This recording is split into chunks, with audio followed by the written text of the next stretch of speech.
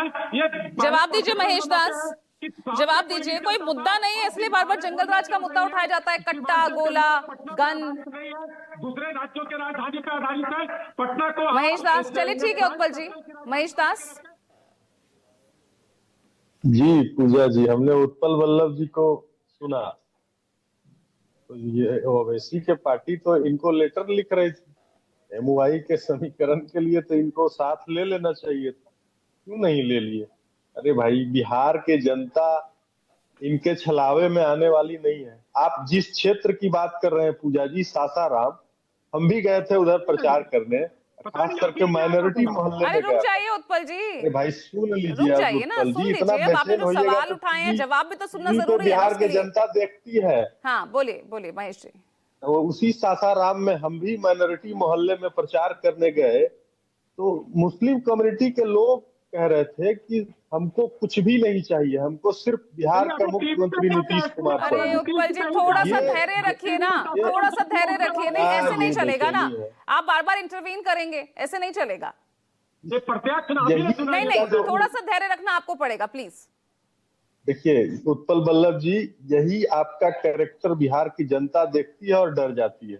आप टीवी पे जब शांत नहीं रह सकते हैं तो आप उत्पल जी, धरातल पे भी उसी उत्पल तरीके से जी, कट्टा उत्पल जी, आपको इस प्रोग्राम का फॉर्मेट नहीं पता है या आप पहली बार आ रहे हैं? उत्पल जी एक मिनट रुकिए महेश जी, एक मिनट रुकिए। कर रहे हैं ना, उत्पल जी, तो साफ पता उत्पल चलता जी, है कि आपका चरित्र मुझे कुछ आपको भी ऑडियो बदला डाउन करना नहीं है। पड़ेगा। अगर आप नहीं सुनेंगे, धारा प्रवाह बोलते जाएंगे, मैं आपको ऑडियो डाउन कर दूंगी। क्या इस तरीके से? बोलिए ये महेश जी। कोई डिबेट का मतलब नहीं है, ये कोई डिबेट का मतलब नहीं हुआ। बोलिए ना भाई। अब आप भाई, मुस्लिम वोट बैंक तो आपका भी रहा है ना, कितने आपने कैंडिडेट उतारे हैं? महेश दास जी जी जी जी, मैं यही कह रहा था पूजा जी कि ये 2 मिनट किसी को सुन नहीं सकते हैं, तो ये बिहार के जनता का क्या भलाई करेंगे, ये बिहार की जनता बड़ी बखूबी समझती है। और इसीलिए इनको 20 साल से अगर रद्दी बस्ता में डाल दी है बिहार की जनता, तो और भी अगर 20 साल आगे के लिए डाल दे तो इसमें कहीं कोई अतिशयोक्ति नहीं होगा कहने में।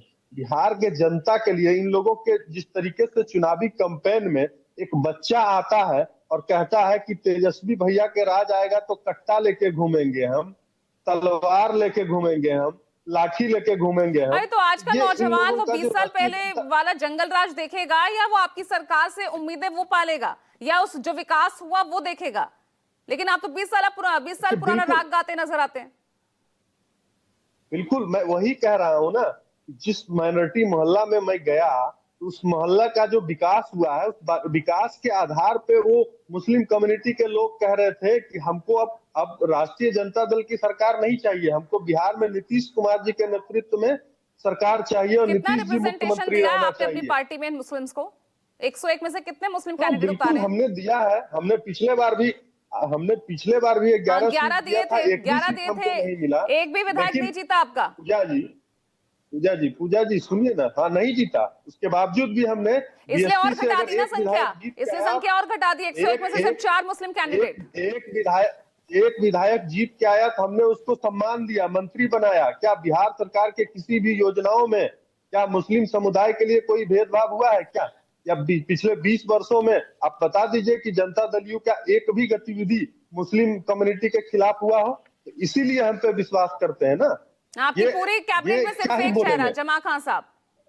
ये देखिए, मुस्लिम समुदाय ये भी जानता है कि 1989 में जो दंगा कराया गया था कांग्रेस के सरकार में, अब 15 साल उस मुस्लिम दंगा पीड़ितों को न्याय नहीं मिला था इस बिहार में। जब नीतीश जी बिहार में सत्ता में आए तो नीतीश जी ने न्याय भी दिया और सभी को पेंशन भी दिया। जवाब दीजिए प्रियंका, अभी भी बहुत क्लियरली नहीं कह पा रहे कि कौन एज लेता हुआ इस सेकंड राउंड में, सेकंड फेज में दिख रहा है।